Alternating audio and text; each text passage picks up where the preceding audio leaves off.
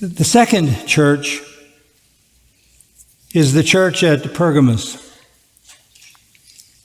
And he says to them, verse 12, the one who has the sharp two-edged sword, that's a giveaway because the sharp two-edged sword is wielded against error. So now when we get to Pergamos, we have a church where Satan's throne is. This is a city which was basically the capital for idolatry, a world center, you might say, for idolatry. They could refer to emperor worship, since Pergamos was considered the capital for the worship of Caesar. It could be because there was a massive throne built there as an idol of Zeus, the most famous altar in the world. Or it could be because of the worship of the god Asclepius, who is believed to be a healing god. And he's identified with a snake and called the Pergamese god. And the way you were healed was there was a floor in the temple to Asclepius that was crawling with snakes. And to be healed, you went in and put yourself prostrate on that floor and let the snakes crawl over you. And if touched by a snake, it was the healing touch of Asclepius.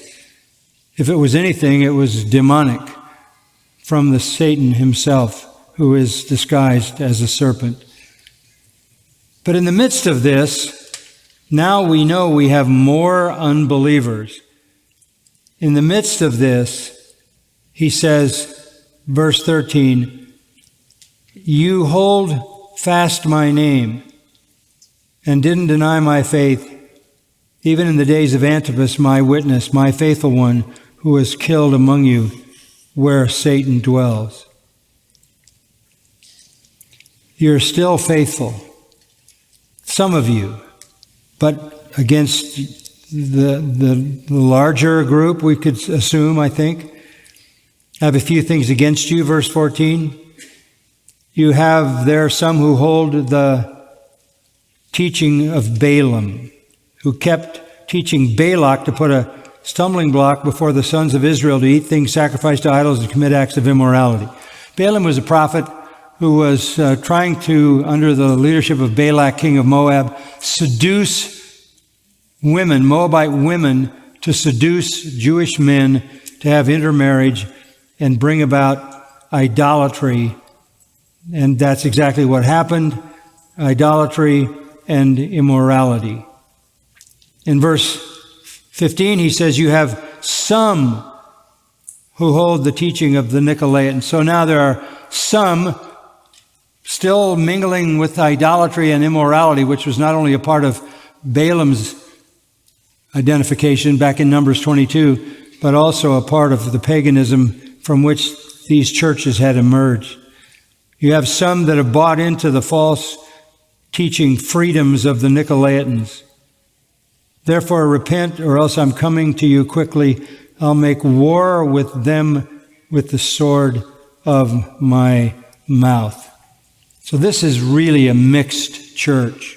Ephesus had no unbelievers identified. Smyrna had no unbelievers identified. But once first love cools, things can begin to change. And the church at Pergamos was experiencing the world coming to them. They were feeling the power of their pagan idolatry and the acts of immorality that went with that. Compromisers. That's what he's talking about. You have there, verse 14, some who hold the teaching of Balaam. Some. So we could assume that the believers were still in the majority, but there were compromising people there, and that was going to take a horrendous toll. So in verse 16, therefore repent, or else I'm coming to you and making war with you from the sword of my mouth, which of course is the symbol of his authoritative word of judgment. Then you come to Thyatira.